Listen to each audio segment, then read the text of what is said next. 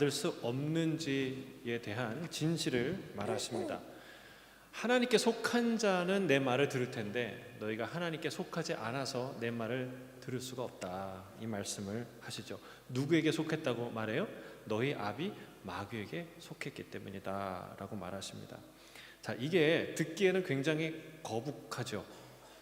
그러나 이 말씀은 결코 주님이 공격적으로 비난하기 위해서 하신 말씀이 아닙니다. 영적 진실을 알려주기 위해서 하신 말씀이죠. 마치 이런 거예요. 환자가 병원에 가서 내가 밥을 먹지 않아도 왜 배가 더부룩하고 또 속이 불편하고 힘든 거죠? 질문하니까 의사가 다 진단을 하더니 당신은 지금 췌장암 말기입니다. 3개월을 넘지 못합니다. 이 얘기를 하는 거예요. 이 사람이 깜짝 놀라서 그 사실을 받아들일 준비가 안 되니까 화가 나는 거예요. 당신이 무슨 권한으로 한 인생의 사형 선고를 이렇게 함부로 하냐? 당신 의사 맞냐? 당신 어느 의대 나왔냐? 졸업장 있냐? 그거 본 사람이 있어? 어떻게 믿어? 이렇게 따지는 거예요. 이렇게 감정적으로. 마치 그 환자처럼 진실을 마주할 준비가 되어 있지 않은 사람들이었어요. 또 그들은 언제라도 이 얘기를 들을 때 받아들이지 않은, 진실을 거부할 사람들이었죠. 그래서 주님은 이런 폭탄 선언을 통해서 그들이 마주하기 싫은, 회피할, 진실을 마주할 계기를 만들어 주시는 거죠. 그들은 격렬하게 저항합니다. 우리 48절 같이 읽을까요? 48절 시작. 유대인들이 대답하여 이르되 우리가 너를 사마리아 사람이라 또는 귀신이 들렸다 하는 말이 옳지 아니하냐. 자, 당신은 사마리아 사람이 아니냐? 당신 사마리아 사람이야 라고 얘기하는 게 사실은 유대인에게 굉장히 모욕적인 말입니다.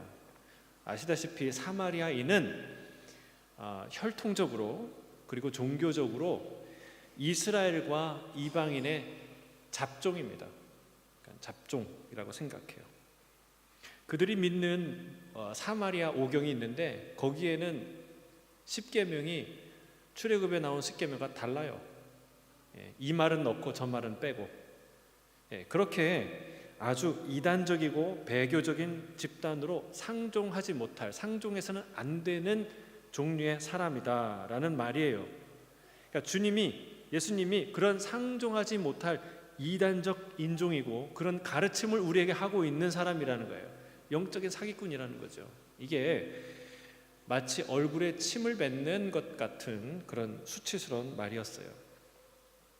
또 귀신 들렸다 말을 합니다. 이 말에는요 굉장히 감정이 섞여 있는 것을 알 수 있어요.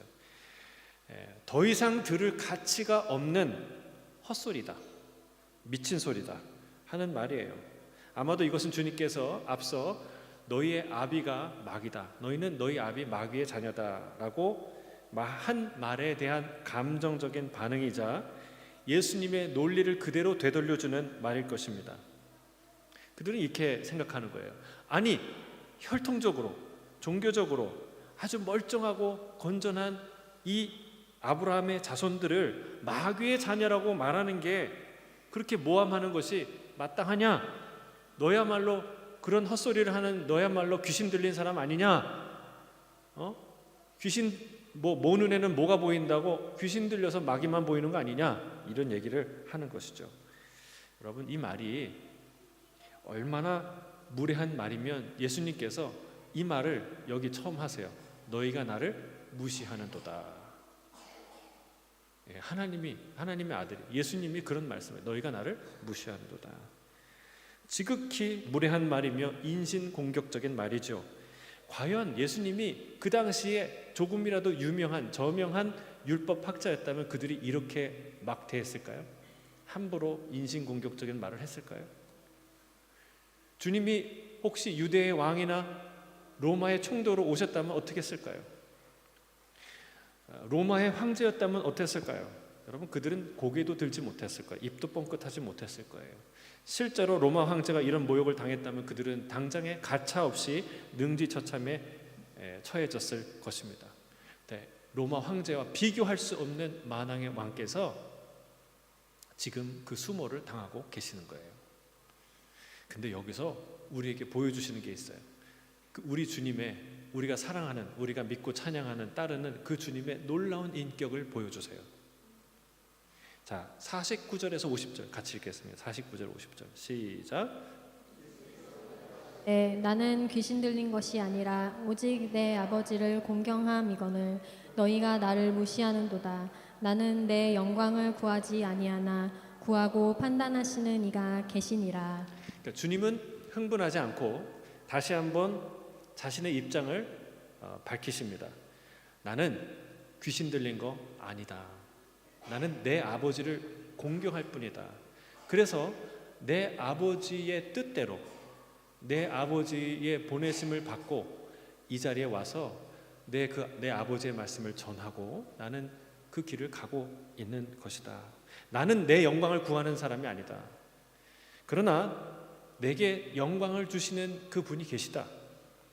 또 이 모든 상황을 공의롭게 판단하실, 왜냐하면 말이 안 통하잖아요. 진실을 얘기해도 아니라고 얘기하고 이게 안 통하니까 이 상황을 공의롭게 판단하실 그분이 계시는데 그분은 너희가 하나님이라고 부르는 내 아버지시다라는 얘기를 또 다시 한번 침착하게 찬찬히 말씀하십니다. 근데 사실은 이 말이요, 모양 빠지는 말이에요. 그렇지 않습니까? 예, 당신 나 무시했어 이런 말을 이렇게 얘기하는 게 아니에요. 원래는 이거는 말로 해서는 안 되는 거예요. 뭔가를 보여줘야 되는 거예요. 예를 들면 그 고전에서 탐관 오리를 이제 이렇게 탐관 오리가 자기의 정체를 숨긴 암행어사한테 막 모욕적인 말을 할 때 네가 나를 무시해? 너 진짜 너 가만 안 두겠어? 이렇게 할 필요가 없는 거예요. 그때는 어떻게 해야 돼요? 예? 이렇게 어패를 딱 내밀면서 암행어사 출두요 막 이러면 끝나는 거예요. 그러면 상황이 다 정리되는 거죠. 근데 그렇게 해야 되는 건데 예수님은 그렇게 못하세요. 왜요? 지금 십자가의 길을 가야 되기 때문에 그렇게 하지 못해요. 주님이 여기서 근데 놀라운 저들과 차원이 다른 인격을 보여주십니다.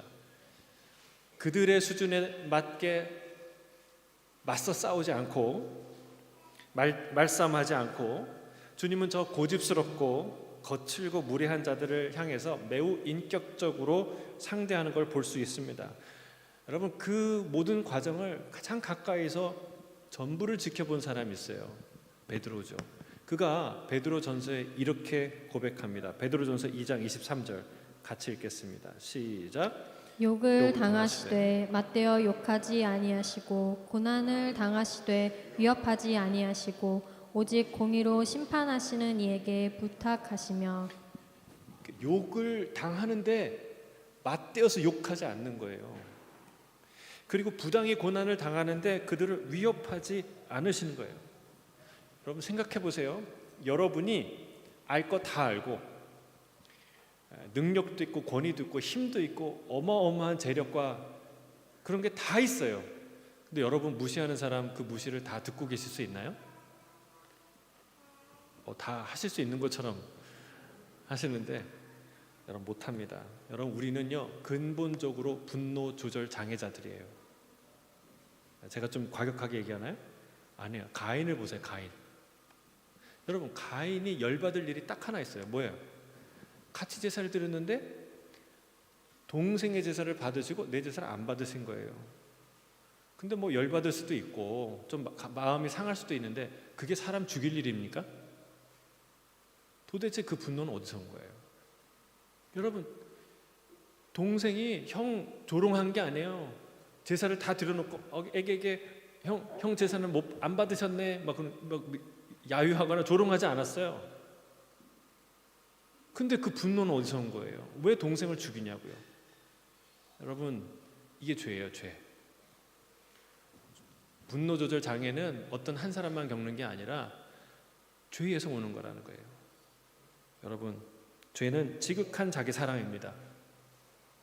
우리의 교만은 거기서 옵니다. 나에게 무례하게 말하는 사람 참을 수가 없는 거예요. 그 모욕을 참을 수가 없는 거예요. 여러분, 이토록 보잘것없는 작은 자들에게 행하는 그 말이 무례하고 그런 보복을 받을 만한 그런 나쁜 일이라면, 여러분, 지극히 선하시고 높으신 그분께 드려지는 이 무례한 행동은 얼마나 극악한 일입니까? 얼마나 끔찍한 벌을 받아야 되는 일입니까? 그런데도 불구하고 주님은 맞대어 싸우지 않습니다. 맞대어 싸우지 않으십니다. 그들을 위협하지도 않으십니다. 여러분, 정말 주님이 그들을 위협했다면 으름장을 놓고 그들의 정말 심령에 겁을 주려고 하셨다면 어땠을까요? 다 지렸을 거예요. 다. 정말 주님의 그 무서운 이 권위 앞에 다들 벌벌 떨었을 거예요. 근데 주님이 그렇게 하지 않으셨다는 거예요. 여러분, 이런 주님이 우리 주님이라는 사실이 얼마나 감사합니까? 여러분, 자랑스럽지 않으세요? 내가 믿고 오늘 예배하는 그 주님이 이렇게 인격적이고 부드럽고 따뜻한 분이라는 거예요. 저 하늘 위에, 저 우주에 별을 만드신 분이 이렇게 낮고 천한 고집스러운 사람들의 그 거친 언사를 그것에 따라서 욕하지 않고 그들을 위협하지 않는 이런 부드러운 사람이 어디 있냐는 거예요. 이런 인격적인 분이 어디 있냐는 거예요. 우리 주님은 그런 분인 줄 믿습니다. 이 인격을 닮아가는 저와 여러분이 되시기를 주의 이름으로 축복합니다. 여러분, 우리 입술에서 모든 거친 욕이, 그리고 우리의 언어들 속에서 위협적인 말들이 다 사라지기를 주의 이름 축복합니다. 우리가 그런 말 많이 하고 살아요. 왜? 좀 이렇게 체면 차리고 좀 본때를 좀 보여주려고, 가오를 좀 잡으려고 그런 말 많이 하고 살아요. 여러분, 정말 이 예수님의 인격을 본받는 저와 여러분이 되기를 주의 이름 축복합니다.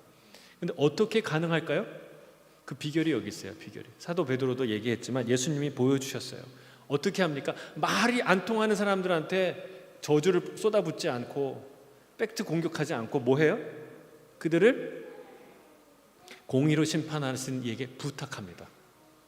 공의로 심판하시는 이에게 부탁해요. 실제로 주님은 자신의 손으로 저들을 처단하지 않고, 그리고 아버지께 판단, 곧 심판을 의탁합니다. 부탁합니다. 여러분, 이게 비밀이에요. 무례하게 이 말을 시비를 거는 사람은 어떻게 해야 돼요? 그 사람을 하나님께 부탁하세요. 하나님께 부탁하세요. 그러면 여러분, 우리가 다른 차원의 인격을 경험할 수 있어요. 그러니까 잔뜩 약이 올라서 내가 본때를 보여주고 싶고 내 속을 좀 풀고 싶으니까 맞서 싸우고 싸움이 되는 거예요.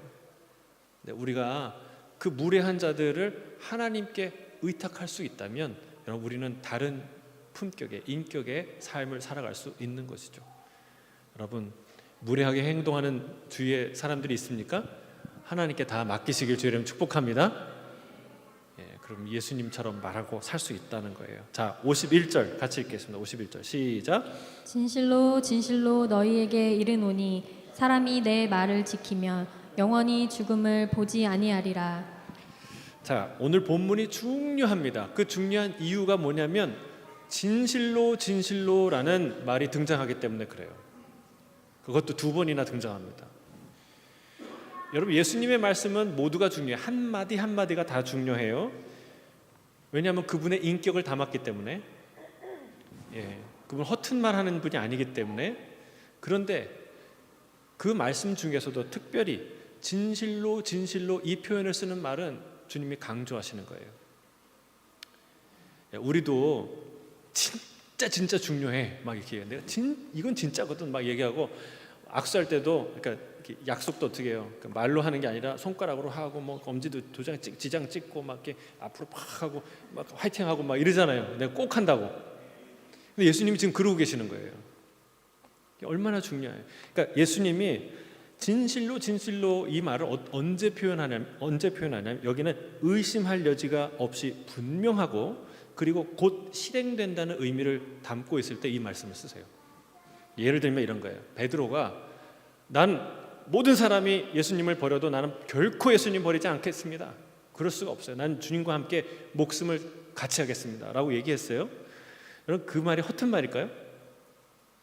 아니요. 사람들도 다 그렇게 믿었어요. 본인도 그렇게 믿었어요. 근데 예수님이 뭐라고 얘기하시냐면, 그때에 내가 진실로 진실로 내게 이르노니 닭 울기 전에 내가 3번 나를 부인하리라. 어떻게 됐습니까? 모두가 상상조차 할 수 없는 일이었는데, 그러나 그 일은 일어나고 말았어요. 여러분, 반드시 일어날 일에 대하여 의심의 여지 없이 분명한 진실에 대하여 강조하실 때 이 말씀을 하신다는 거예요. 그러니까 우리가 상상할 수 없는 일이야, 이게 중요한 게 아니라는 거예요. 내가 상상할 수 있는지 없는지, 믿을 수 있는지 없는지는 두 번째 문제예요. 주님이 그 말씀을 하셨는지 안 하셨는지가 훨씬 중요해요. 주님이 진실로 진실로라는 말이 등장할 때는 정신을 차리고 들어야 한다는 거예요. 자, 오늘 그 내용이 뭡니까? 진실로 진실로 강조하신 말이 뭐예요? 자, 내 말을 지키면, 사람이 내 말을 지키면 영원히 죽음을 보지 아니하리라 말씀하셨어요. 여러분, 이 말은 의심의 여지 없이 반드시 성취될 줄로 믿습니다. 왜요? 주님이 약속하셨으니까, 진실로 진실로 선포하셨으니까. 근데 이 말은요, 우리가 듣고 있는 이 긴 과격한 논쟁의 발단이 되었던 말이에요. 그렇죠? 31절에 뭐라고 주님이 얘기하셨어요? 너희가 내 말에 거하면 이라는 표현을 하셨죠? 너희가 내 말에 거하면, 모든 변화의 시작이 그거예요. 발단이에요. 너희가 내 말에 거하면 너희가 참 내 제자가 되고 진리를 알게 될 텐데 그 진리가 너희를 자유케 할 것이다 라고 얘기하고, 한참 뒤에 가서 또 이 얘기를 하는 거야. 너희가 진리를, 그러니까 너희가 내 말에 거하고 내 말을 지키면 너희가 영원히 죽음을 보지 아니할 것이다 라고 말씀하시는 거예요. 바로 이것이 주님이 이 세상 가운데 오셔서 우리에게 전하신 하나님 아버지의 영원하신 뜻이요 말씀인 줄 믿습니다. 여러분, 말씀 안에 거하는 것, 그 말씀을 지키는 것, 이게 얼마나 중요한지 알 수 있는 대목입니다. 말씀을 지킨다는 표현이 요한복음, 요한일서, 그리고 요한계시록에 여러 번 등장합니다. 이 헬라어로 테레오라는 말인데, 특별히 예수님의 마지막 유언과도 같은 요한복음 14장부터 17장에 아주 집중적으로 나타나 있어요. 자, 거기에 있는 이런 말씀을 특별히 14장 15절에서 24절 사이에 있는 요 표현을 같이 한번 읽어보도록 하겠습니다. 자, 자막을 통해서 함께 읽겠습니다. 시작. 너희가 나를 사랑하면 나의 계명을 지키리라. 계속해서 나의 계명을 지키는 자라야 나를 사랑하는 자니, 나를 사랑하는 자는 내 아버지께 사랑을 받을 것이요 나도 그를 사랑하여 그에게 나를 나타내리라. 사람이 나를 사랑하면 내 말을 지키리니, 나를 사랑하지 아니하는 자는 내 말을 지키지 아니하나니 너희가 듣는 말은 내 말이 아니요 나를 보내신 아버지의 말씀이니라. 자, 내 말을 지킨다. 지킨다는 테레오라는 말을 4번이나 반복을 하고 있습니다. 이게 얼마나 중요한지 강조하는 거예요. 자, 주를 사랑하는 자의 매우 두드러진 특징이 있는데, 그것은 바로 주의 말씀 계명을 지킨다는 거예요. 주님은 조금 더 단정적으로 말씀하십니다. 내 계명을 지키는 자라야 나를 사랑하는 자다. 내 계명을 지키지 않는 자는 나를 사랑하는 자라고 볼 수 없다라는 말이죠. 그리고 내 계명을 지키는 자는 나도 그를 사랑하여 그에게 나를 나타낼 것이라 말씀하시고, 그걸 또 반복해서 말씀하세요. 자, 주를 사랑한다고 하면서 주의 말씀을 우습게 여기고 듣지 않고 지키지 않는 것, 그것은 뭐예요? 거짓말이라는 거예요. 스스로 속이는 말이라는 거죠. 여러분, 사랑한다고 말하면서 매일같이 그 사람 말을 듣지 않으면, 무시하면 어떻게 되는 거예요? 그건 변명처럼 하는 거짓말이거나 아니면 고의적으로 가스라이팅을 하는 거예요. 사랑하지 않는데 사랑한다고 믿게끔 만드는 거짓이죠. 위선이에요. 우리도 그렇게 사랑할 수는 없습니다. 그렇게 행동하면서도 사랑한다고 말하면 그것은 가증한 모습이죠. 여러분, 주님을 진정으로 사랑하는 저와 여러분이 되시길 주의 이름 축복합니다. 그 길은 뭐예요? 주의 말씀을 지키는 거예요. 우리가 주님을 사랑한다는데 그 사랑을 어떻게 드러내요? 그 영광의 주님 하나 없이 있다가 영원하신 주님을 시간 위에 계신, 시간을 만드신 그 하나님을 이제 자기를 드러내는데, 여러분 그분의 영광을 돌린다는 게 뭐예요? 그분이 거룩하다고 찬양하는 실제적인 삶은 뭐예요? 그 거룩하신 분의 말씀을 귀담아 듣고 붙들고 지키는 거예요. 그게 예배고, 그게 사랑이고, 그게 능력이죠. 여러분, 제가 2019년 송구영신 예배 때 처음으로 이 테레오에 관한 이야기를 했고, 그 이후로 몇 번 말씀드린 것 같아요. 다시 기억나라고 제가 또 다시 말씀을 드립니다. 왜냐하면 오늘 그걸 너무나 중요하게 말씀하시기 때문에, 진실로 이르기 때문에 말씀합니다. 여러분, 이 테레오라는 말은, 지킨다는 말은 세 가지 의미가 있다고 말씀드렸어요. 기억나세요? 첫째는 굳게 붙드는 거예요. 두 번째는 지켜보는 거예요. 그러니까 시선을 떼지 않는 거예요. 세 번째는 지켜내는 거예요. 빼앗기지 않는 거예요. 여러분, 이 세 가지가 함께 작동할 때 지킨다, 테레오한다라는 말이 성립되는 거예요. 근데 보긴 봤는데 안 붙들면 어떻게 지켜요? 그렇죠? 근데 굳게 붙들고 있는데, 굳게 붙들고 있는데, 이렇게 붙들고 있는데 안 보고 있어요. 그러면 이게 빼앗길까요? 안 빼앗길까요? 누가 가져가도 모르는. 마음의 시선을 두지 않으면, 지켜보지 않으면 어느새 누군가 채간다고요. 붙들고 있어도. 세 번째는 지켜보고 붙들고 있어도 빼앗아가는 사람이 있어요. 있어요, 없어요? 있다니까요. 캄보디아에서 남 목사님이 최신 폰을 이렇게 들고 저녁에 이렇게 딱 보고 이렇게 가는데, 오토바이 탄 두 청년이 좀 그 핸드폰이 필요하셨던 모양이에요. 그래서 낚아채서 가져가는 거예요. 여러분, 우리가 두 눈을 부릅뜨고 지켜보고 있어도, 붙들고 있어도 뺏어가요. 그게 도둑이요, 강도요, 사기꾼이고, 그게 사탄이 그렇게 집요한 존재라는 거예요. 셋째는 뭐냐면 빼앗기지 않도록 싸워야 한다는 거예요. 싸워요. 그래야 지키는 거예요. 자, 이 테레오가 뭔지, 어떻게 지킬 수 있는지에 대한 아주 적절한 비유를 예수님이 하셨어요. 네 가지 마음밭 비유에서 정확하게 그 얘기를 하셨어요. 자, 첫 번째로요, 여러분, 그 비유에서 첫 번째로 말씀의 씨앗을, 천국의 씨앗인 이 하나님의 말씀을 굳게 붙들지 않아서 낭패를 본 밭은 무엇입니까? 길가죠. 길가. 말씀의 씨앗을 붙들지 않아서 참새에게, 사탄에게 다 뺏겨버린 거예요. 그러니까 듣기만 하고 붙들지 않는 거예요. 그러니까 다 뺏기죠. 우리가 그런 말이 얼마나 많아요. 좋은 말이야, 저 말은 진짜 좋은 말이지. 그리고 저기 문을 지나가면 다 잊어버리는 거예요. 오늘 감동적이었어. 그런데 돌아보면 아무것도 생각이 안 나요. 여러분, 그게 우리예요. 다 뺏긴 거예요. 말. 안 지킨 거죠. 길가와 같은 마음이에요. 왜? 분주하니까, 관심이 딴 데 있으니까. 자, 두 번째는 계속 주시하지 않아서 낭패를 본 밭이 뭐예요? 그게 돌밭입니다.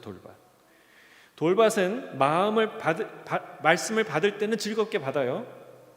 근데 뭐가 찾아오면, 시련이 찾아오면, 고난이 찾아오면 이내 말씀을 기억하지 못하고 시험에 들어서 망하는 케이스예요. 여러분, 잘 기억해 보세요. 이제 왜 그럴까?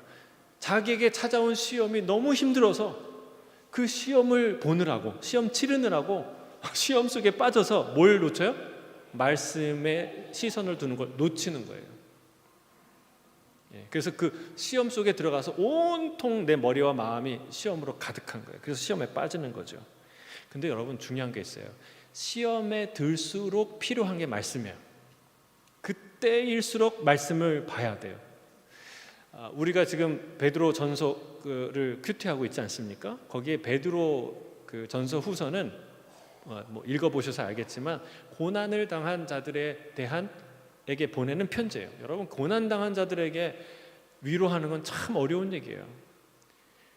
그런데 진짜 베드로 사도 자신도 뭐 거꾸로 매달려서 십자가에 매달려 순교 당할 정도로 고난에 익숙했던, 많은 고난을 당한 사도죠.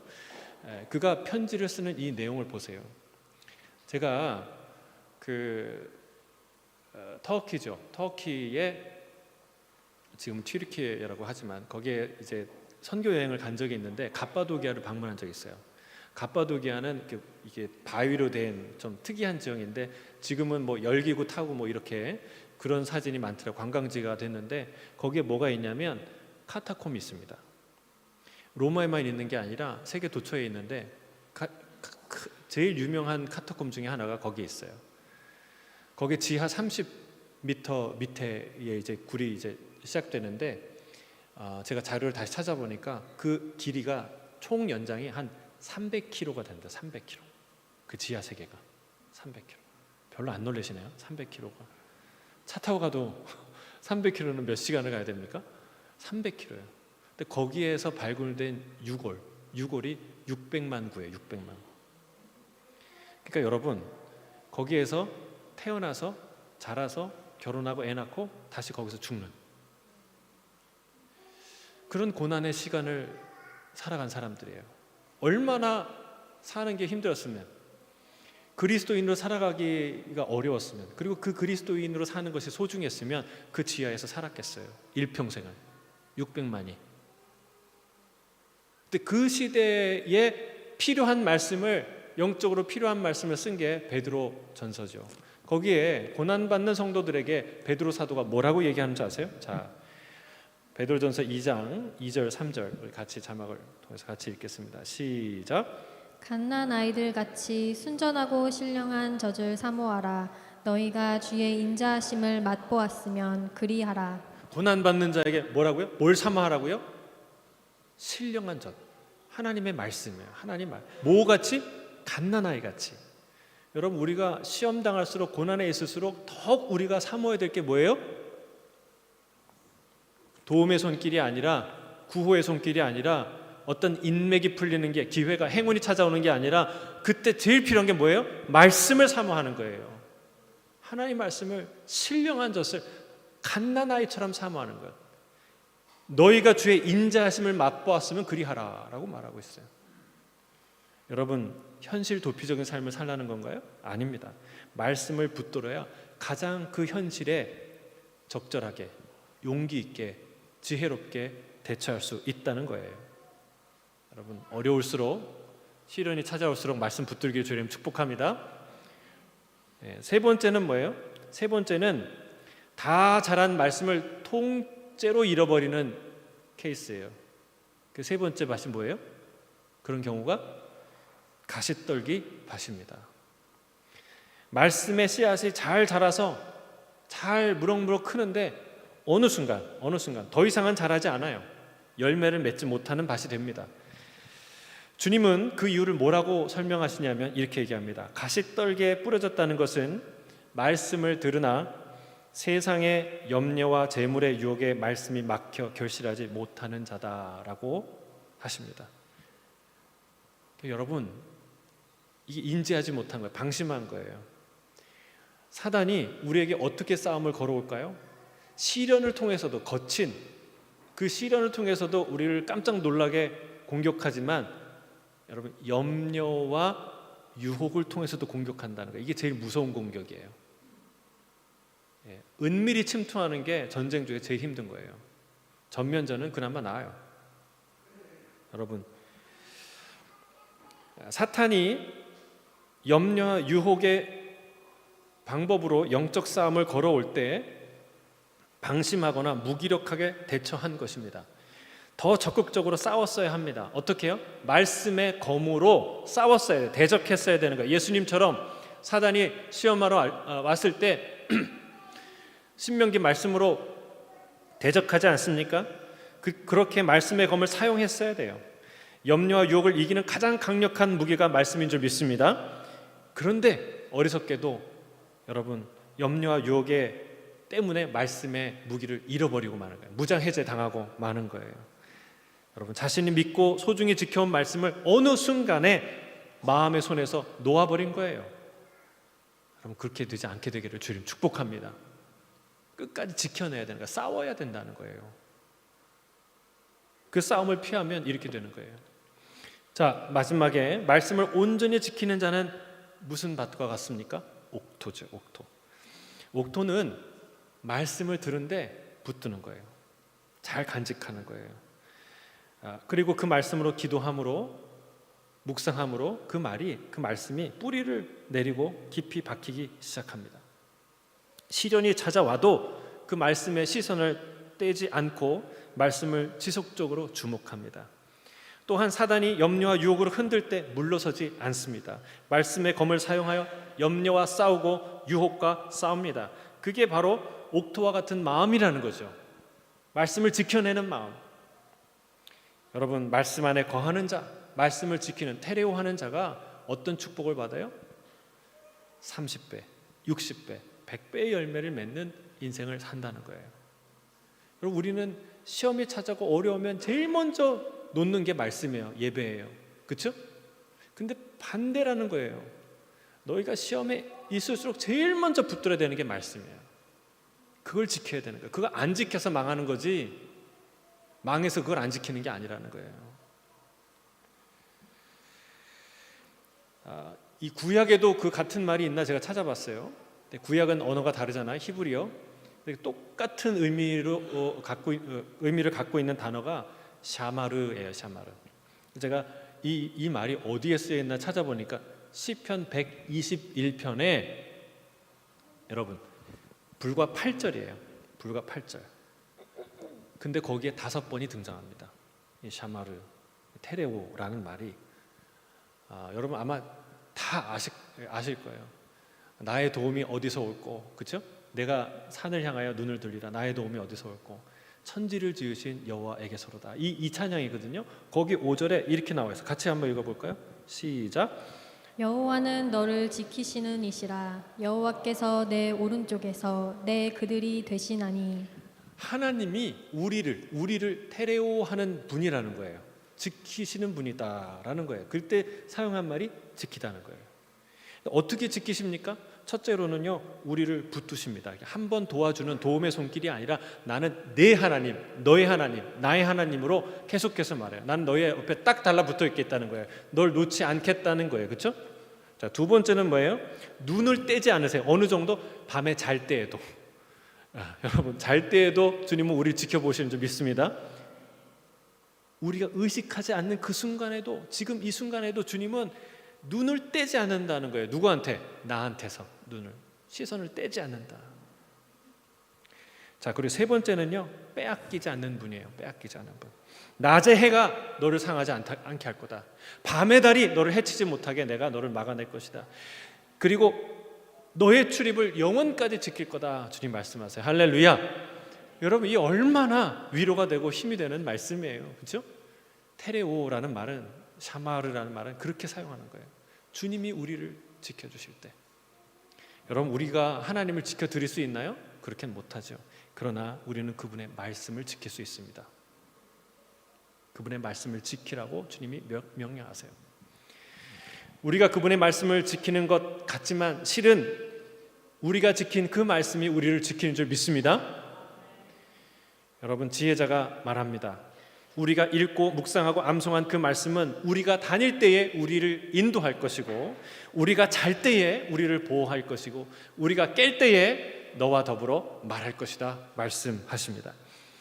주의 말씀을 굳게 붙들고 말씀에서 시선을 떼지 않고 끝까지 싸워서 지켜내는 저와 여러분이 되시길 주의 이름으로 축복합니다. 아멘. 자, 예수님과 유대인들의 대화는 막바지를 향해 치닫습니다. 유대인들은 다시 예수님을 귀신 들린 자로 몰아붙이죠. 아브라함을 포함해서 다 죽었는데 어떻게 너를 믿는 자는, 너의 말을 믿는 자는, 따르는 자는 영원히 죽음을 보지 않을 수 있느냐는 거예요. 여러분, 이거는 그때나 지금이나 언제나 핫 이슈예요. 뭐? 영생을 믿느냐 믿지 않느냐.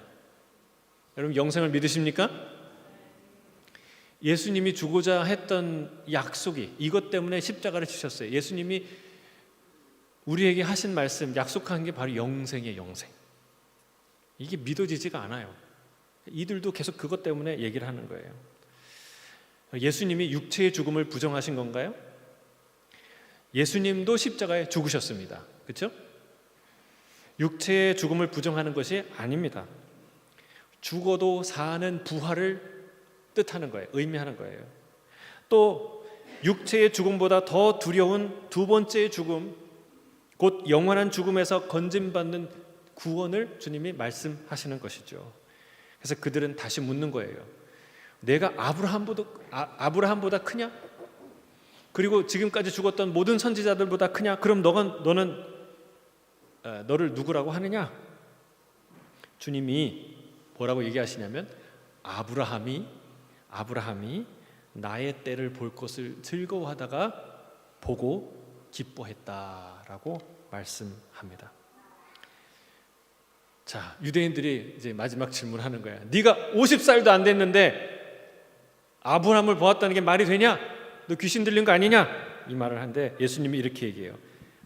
8장 58절 같이 읽겠습니다. 시작. 예수께서 이르시되 진실로 진실로 너희에게 이르노니 아브라함이 나기 전부터 내가 있느니라 하시니. 이 말씀을 하니까 돌을 들어서 치려고 하는 거죠. 자신을 신적 존재로 하나님과 동등한 존재로 주장했기 때문이에요. 자, 여기도 뭐가 등장해요? 진실로 진실로라는 구절이 등장하는 것을 우리가 주목해야 됩니다. 주님은 매우 확정적으로 분명하게 자기 자신을 밝히십니다. 여러분, 이스라엘 사람들이 알았을까요? 몰랐을까요? 이거 제정신으로 할 수 있는 얘기 아니다. 여러분, 그 이단 사이비 교주도 이런 얘기를 하는데 어디서만 얘기하는 줄 아세요? 자기들끼리만 얘기해요. 자기 따르는 그 사람들끼리만 이 얘기해요. 방송국에서 마이크 들고 기자가 카메라 들고 당신 하나님 맞습니까? 하면은 내가 하나님이지 이렇게 얘기할 사람이 있을까 없을까요? 없습니다. 내가 언제 그런 얘기를 했어요? 이렇게 발 빼는 거예요. 그거는 다 종교적인 의미지. 다 믿음을 주고 하려고 하는 의미지. 내가 설마 하나님이겠어요? 다 이런다고요. 여러분, 이 사람들도 알아요. 제정신을 갖고 이 말을 할 수 있는 사람이 없다. 특히 예루살렘 성전 앞에서 그 수많은 사람이 지켜보는 그 초막절 절기에 수많은 사람 앞에서 이 얘기를 할 사람, 미친 사람 아니고는, 또는 진짜 하나님이 아니고서는, 진실이 아니고서는 이거는 반드시 목숨 걸고 해야 되는 말이라는 것을 그들이 알아요. 여러분, 그들은 돌을 들 것이 아니라 엎드려 경배했어야 돼요. 그러나 그들은 돌을 듭니다. 그리고 예수님을 죽이려고 합니다. 하지만 주님은 숨어서 성전에서 나가시죠. 아무도 주님을 쥐잡듯이 궁지에 몰려서 잡을 수 있는 사람은 한 사람도 없어요. 언제까지? 스스로 자신을 내어주시기까지 주님은 나가십니다. 사랑하는 성도 여러분, 오늘 말씀을 마무리합니다. 주님은 시간을 만드신 분이요, 시간 위에 계시는 분인 줄 믿습니다. 결코 시간 안에 갇혀 사시는 분이 아닙니다. 어제나 오늘이라 한결같은 분이요, 영원부터 영원까지 계신 분인 줄 믿습니다. 여러분, 영원하신 분만이 영생을 줄 수 있지 않겠습니까? 이게 말이 안 되는 말입니까? 영원하지 않은 존재가 어떻게 영원한 생명을 보장할 수 있겠습니까? 여러분, 이 말은 진실로 진실로라는 말을 안 쓸 수 없는 말이에요. 내가 그런 존재다. 여러분, 지금도 여전히 아직까지 예수님의 존재에 대한 이런 확신이 없다면 여러분, 이 말을 들으시기 바랍니다. 진실로 진실로 너에게 이르노니 아브라함이 나기 전부터 내가 있느니라. 이 말이 여러분 진실이 아니라면 그 전의 말이 성립되지 않는 거예요. 여러분, 영혼을 갖지 않는 분인데, 진짜 하나님이 아닌데 어떻게 그 말을 믿는 사람이 영생을 취하겠습니까? 이 말은 필수적인 말이에요. 여러분, 우리가 하나님 거룩하다 우리 찬양했잖아요. 하나님 거룩하신 걸 뭘로 경험하시겠어요? 뭘로 드러내시겠어요? 하나님이 거룩하다가 말만 하면 하나님이 거룩해지시는 거예요? 아닙니다. 거룩하시고 영존하시고 위대하신 그분의 말씀이기 때문에 그분의 말씀을 듣고 순종하고 지키고 목숨 걸고 내 일평생 저 지하에 빛을 보지 않는 지하에 살더라도 내가 그리스도인으로 살겠습니다. 왜? 그 주님이 살아계시니까. 여러분, 이것이 주님 영광 돌리는 일이 아니겠습니까? 사랑하는 성도 여러분, 말씀을 지키시고 지켜내는 저와 여러분이 되시길 주의 이름 축복합니다. 함께 기도하겠습니다. 사랑하는 주님, 주를 더욱 사랑하게 하시고